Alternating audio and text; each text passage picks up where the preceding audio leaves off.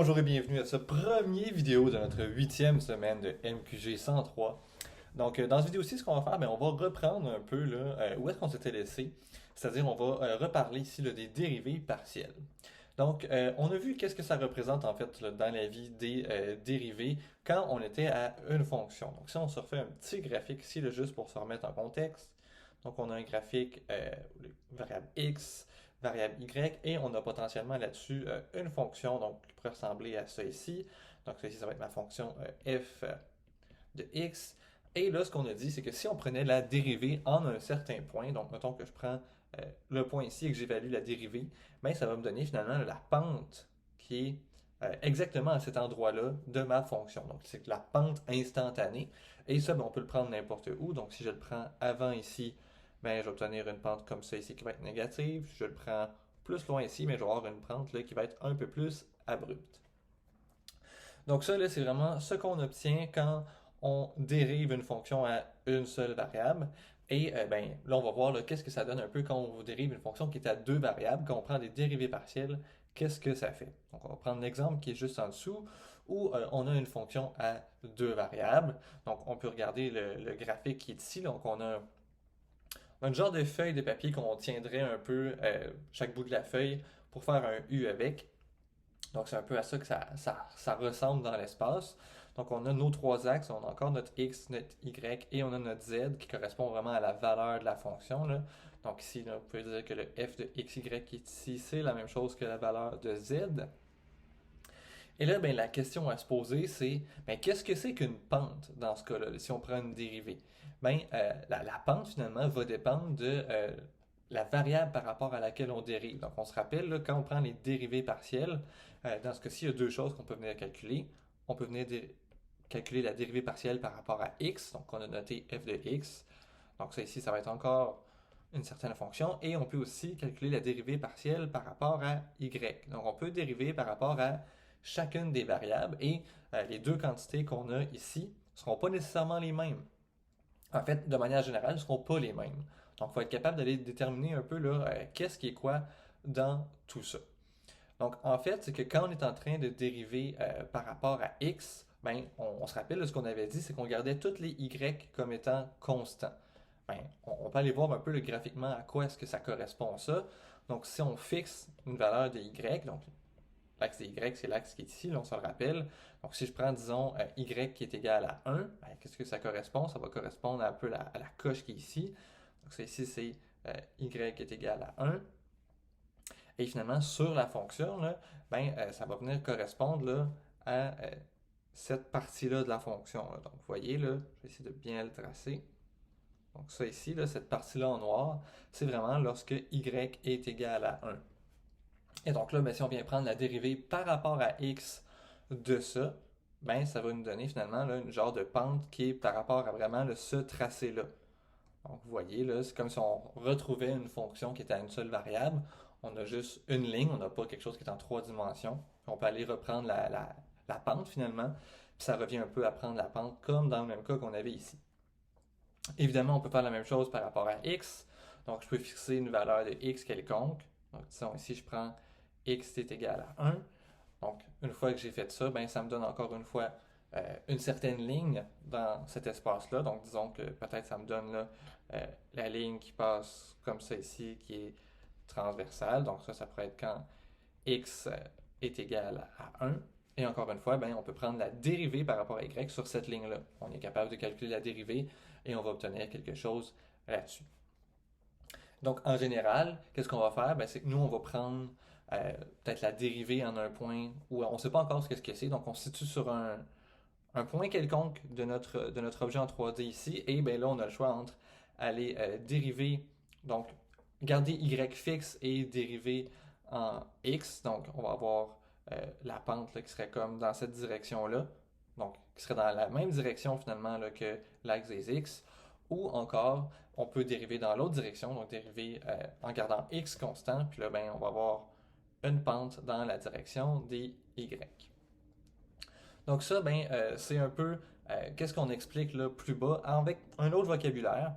Donc, qu'est-ce qu'on nous dit ici? On nous dit si on dérive par rapport à x, qu'est-ce qu'on est en train de faire? C'est qu'on est en train de prendre la dérivée, donc la courbe, donc du fin tracé noir que j'ai fait. Euh, mais on considère ça comme étant une tranche de papier. Donc, en fait, là, si vous revenez au dessin, donc la courbe là, que je vais highlighter, la courbe là, qui est ici, donc ça ici, là, on peut le voir comme étant vraiment là, une feuille de papier qu'on prendrait qui serait dans l'axe des X. Donc, disons que je prends une feuille là, comme ça. Puis je fais juste regarder qu'est-ce que j'ai dans cette feuille-là. Ben, dans cette feuille-là, j'ai peut-être juste cette ligne-là. Donc la courbe que j'avais highlightée. Puis on va juste se fier vraiment à ça. On va prendre la feuille puis on va venir un peu là, la replacer droit devant nous et on va obtenir exactement cette vue-là. Donc pour cette vue-là, on a une fonction qui nous semble être une fonction comme on a travaillé là, depuis le début de ce cours-là, puis on est capable de l'analyser en prenant des dérivés là-dessus. Donc on peut prendre un point, disons ici, prendre sa pente, ben on sait que la pente, ça va être quelque chose comme ça, puis on peut la calculer avec les outils qu'on a vus habituellement. Et donc, ben, il suggère de faire exactement la même chose si on veut dériver par rapport à y. Donc on va prendre, cette fois-ci, si je remonte, on va prendre une feuille de papier dans l'autre axe, donc dans l'axe qui est ici, dans l'axe des Y, donc peut-être une tranche là, qui va ressembler à quelque chose comme ça ici. Donc on va trouver à quoi correspond notre fonction dans ce temps-là. Donc peut-être que ça donne la ligne qui est ici, puis là, toujours dans ma feuille, là, qui serait comme ça. On va prendre la feuille, on va venir la replacer devant nous, et qu'est-ce qu'on va obtenir comme vue? Bien, on va obtenir la vue qui est ici. Donc ça, peut-être que ça paraissait pas beaucoup sur le dessin en 3D, là, mais là on voit que c'est une fonction qui était linéaire, si on semblait l'avoir vu, mais qui semble augmenter. Donc ça, on pourra prendre la dérivée de ça sans aucun problème, puis on va obtenir là, ici une certaine constante parce que c'est une fonction linéaire. Donc ça, c'est pas hyper important. L'idée, c'est vraiment de voir un peu comment est-ce qu'on peut visualiser tout ça, comment est-ce qu'on est capable finalement de comprendre qu'est-ce que ça veut dire, là, cette dérivée partielle-là, pour être capable de mieux interpréter un peu là, quand on va avoir des mises en situation ou qui font intervenir là, des dérivées partielles. Donc, on va justement en faire une pour terminer cette vidéo-ci. Donc, on va continuer à l'exemple en dessous, donc au 4.2.6. Donc, ici, on a une mise en situation. On nous dit, dans une entreprise qui est soucieuse du bien-être de ses employés, on a demandé à chacun d'entre eux de donner un score sur 10. Donc, ce score-là qui va représenter le niveau de satisfaction de leurs conditions de travail, où 10 ici va représenter le meilleur score. En comparant ces données donc avec d'autres données qu'on a comme le nombre d'heures travaillées, qui va être notre variable en X, et le taux horaire des employés, qui va être notre variable en Y. Donc, on a découvert que cette satisfaction-là, donc l'indice qui est sur 10, cet indice-là peut être en relation avec les deux variables, donc avec notre X, avec notre Y. Et donc, le score peut être approximé par la fonction qui nous est donnée. Donc, je vais essayer de mettre les bonnes couleurs. Donc, le score, c'est la valeur vraiment de la fonction en f, où on prend l'entrée en x et l'entrée en y. Et ben, on fait juste le remplacer notre x et notre y là-dedans ici. Puis ben, on va trouver là, qu'est-ce qu'on devrait avoir comme score sur 10. Et là, la question est la suivante. Donc, on nous dit, pour un employé qui est payé 20$ de l'heure et qui travaille 40 heures par semaine, c'est quoi le rythme de décroissance du score sur la satisfaction par heure de travail qui est ajouté? Donc, on nous donne de l'information. Il est payé 20$ de l'heure. Donc, ça ici, ça correspond à son taux horaire. Donc, ça va être l'information qui est en Y. Et on nous dit également qu'il travaille 40 heures par semaine. Donc, ça, c'est le nombre d'heures travaillées. C'est l'information en X. Et on nous demande c'est quoi le rythme de décroissance. Donc, le rythme de décroissance, ça veut dire qu'on veut prendre ici une dérivée. On ne sait pas encore par rapport à quoi, mais on sait que ça va être une dérivée. Donc, on nous dit qu'on veut dériver le score. Donc, ça, c'est notre fonction. Et on veut dériver ce score-là ou par rapport finalement à la satisfaction par heure de travail ajoutée. Donc, ça, ben, c'est par rapport au nombre d'heures travaillées finalement. Donc, le par heure de travail ajouté, qu'est-ce qu'il vient nous dire? Il vient nous dire ici qu'on va dériver par rapport à x. Donc, on dérive par rapport à x. Donc, on va aller calculer cette dérivée-là partielle par rapport à x. Ensuite, on va venir plugger les valeurs ici qui nous sont données. On va remplacer notre x, remplacer notre y. Et bien, après ça, on va être capable d'aller interpréter cette dérivée-là. Donc, qu'est-ce qu'on a? Bien, on a notre f de x, xy. Donc, ça, c'est notre dérivée partielle. On veut finalement la dérivée de 20y moins 100 sur x. Donc on se rappelle, là, je mettais tout le temps la variable par rapport à laquelle on dérive en rouge. Tout le reste est considéré comme des constantes. Donc nous, on veut la dérivée de tout ça. Donc ça ici, ben, on peut l'écrire autrement, hein. On peut sortir tout ce qui est une constante. Donc ça ici, c'est en vert, c'est une constante. On peut le sortir de là. Donc on a 20y moins 100 et il nous reste 1 sur x prime. Et 1 sur x, ben, en fait, on pourrait l'écrire aussi un petit peu différemment pour que ce soit plus facile à gérer. Donc, à place d'avoir 1 sur x, ici, on va écrire x à la moins 1. Et là, ben, ça, c'est un peu plus simple à dériver. Donc, ça va être 20y moins 100. Donc, la dérivée de ça ici, donc on prend l'exposant, on l'amène en avant, moins 1. Et ensuite, on prend x à la moins 1, donc à la moins 2. Et on a terminé, c'est ça notre dérivée. On va juste la réécrire un petit peu autrement. Donc on va ramener notre exposant négatif là, au dénominateur. Donc ici on obtient moins 20y plus 100 divisé par x carré. Donc vous voyez, là j'ai juste pris le moins ici, je l'ai distribué sur la parenthèse qui était là. J'obtiens moins 20y plus 100 sur x carré. Donc, ensuite de ça, on nous demande d'aller utiliser les valeurs qui sont ici. Donc, on va aller trouver à quoi est-ce que ça correspond, là, la dérivée partielle évaluée en ce point-là. Donc, on va voir f de x.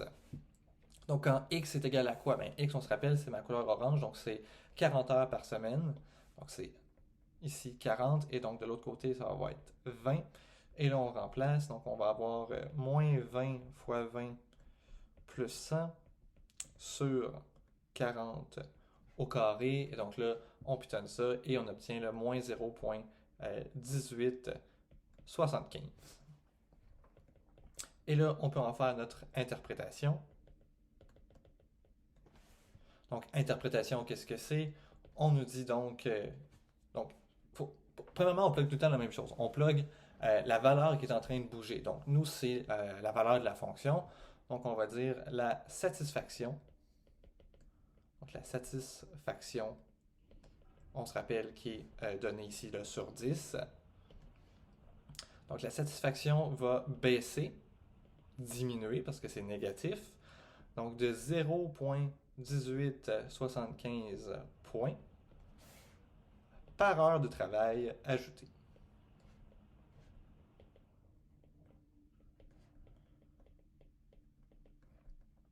Donc, vous voyez, là, ici, là, je vais le faire ressortir. Là, donc, il y a deux choses quand on a une dérivée, que ce soit une dérivée partielle ou une dérivée normale. Il y a donc la valeur vraiment qui est en train de varier, donc la valeur de la fonction qu'on est en train d'interpréter. On plug ça ici, puis après on dit, bon, ben, qu'est-ce qui se passe avec ça? Dans ce cas-ci, elle est en train de baisser, puis on peut dire exactement de combien de points. Et on est capable de dire, donc, ça varie par rapport à quoi? Donc ici, on a dérivé par rapport à x, qui est le nombre d'heures de travail. Donc, ça varie par heure de travail qu'on ajoute. Donc, normalement, on devrait toujours trouver là, ces trois choses-là, donc les deux variables, ainsi que donc la direction et la quantité de variation, quand on fait une interprétation d'une dérivée ou d'une dérivée partielle.